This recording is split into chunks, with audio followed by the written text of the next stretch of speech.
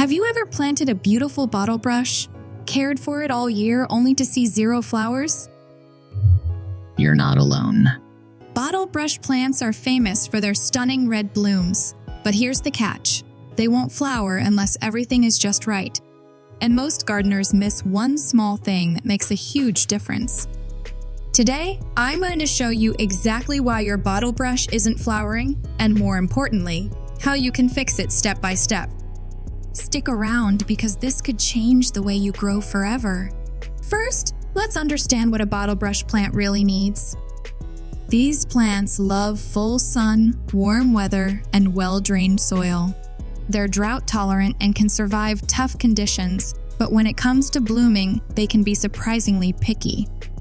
The most common type is the Callistemon citrinus, known for its bright red, brush-like flowers that attract bees, butterflies, and hummingbirds. These blooms usually appear in late spring or summer, and when conditions are right, they come in huge numbers. But here's the thing, bottle brush plants will not flower unless they get their basic needs met.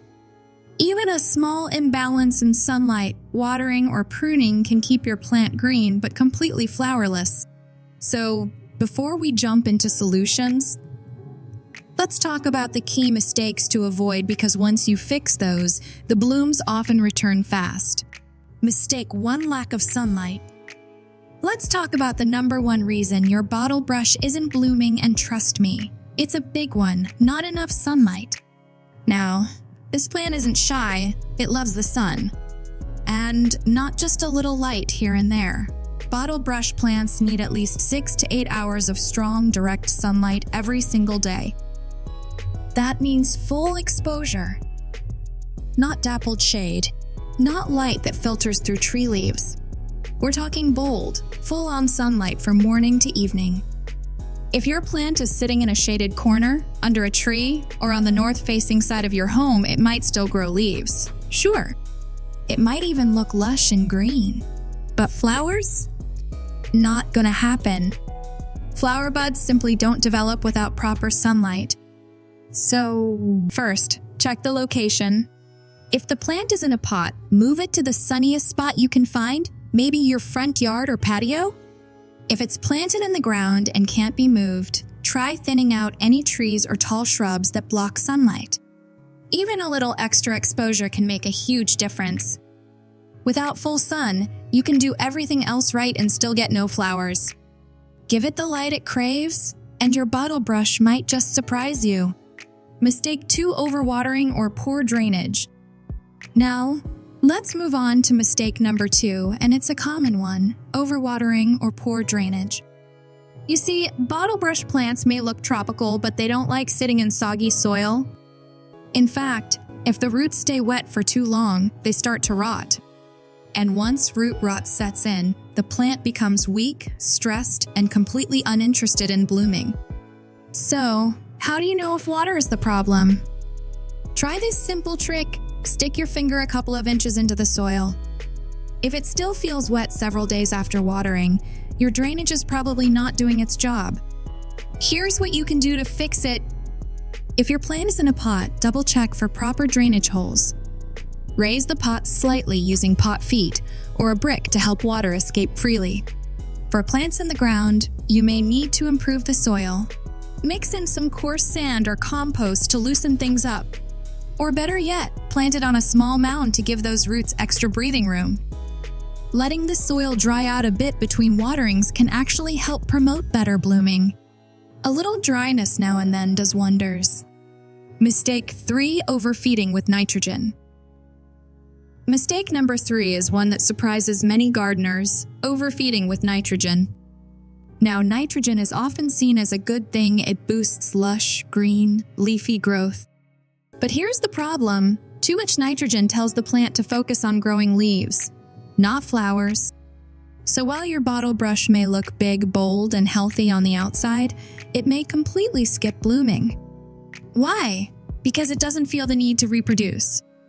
When the plant gets overloaded with nitrogen, it says, "I'm thriving. No need to bloom and spread seeds just yet." And that's the opposite of what we want. Stop using general-purpose fertilizers with high nitrogen content. Instead, switch to a bloom booster formula. These are rich in phosphorus, which encourages flowering. Look for labels like 510, 5 or 10, 2010, where the middle number, phosphorus, is higher than nitrogen. Apply it once in early spring, just as new growth begins. You can give it another light feeding in midsummer if blooming is slow. A quick soil test can help determine if your soil already has enough nitrogen. If it does, skip fertilizing altogether and let the plant rebalance naturally. The end goal: fewer unnecessary leaves, more stunning flowers. That's how you bring your bottle brush to life. Mistake 4: wrong pruning timing. Here's one that surprises a lot of people: pruning at the wrong time. Bottle brush plants bloom on old wood, not new growth. That means if you prune in late winter or early spring, you're cutting off the branches that were going to flower. So, when is the right time? Right after the flowering season, usually in late summer or early fall. This gives the plant time to recover and develop new buds for next season. Also, don't go too heavy on the pruning. Just trim lightly to shape the plant and remove dead or crossing branches. If you've already pruned in spring, don't panic, just be patient. The plant may skip one blooming cycle, but it will likely return the next year if conditions improve. Timing is everything when it comes to bottle brush flowers. Still not seeing blooms? It might be environmental stress. Cold snaps, high winds, or sudden changes in temperature can shock your bottle brush into skipping its bloom cycle. These plants prefer USDA zones 8 to 11, and anything below 20F can damage their flowering buds. On the flip side, extreme heat with no water can also cause stress. Watch for signs like yellowing leaves, dry tips, or leaf drop. These are signs your plant is struggling. Mulch around the base to regulate temperature and keep moisture in. Water deeply but less frequently, especially during hot spells. In colder zones, consider growing bottle brush in large containers you can bring inside during the winter. Once the plant feels safe and stable again, it'll start blooming again. Let's quickly recap the reasons your bottle brush might not be flowering. Not enough sunlight, overwatering or poor drainage, too much nitrogen, pruning at the wrong time, environmental stress. Now, the good news: bottle brush plants are resilient. Once you give them the right conditions, they often bounce back fast, and those red fuzzy flowers will make all your effort worth it. So, here's your quick action plan.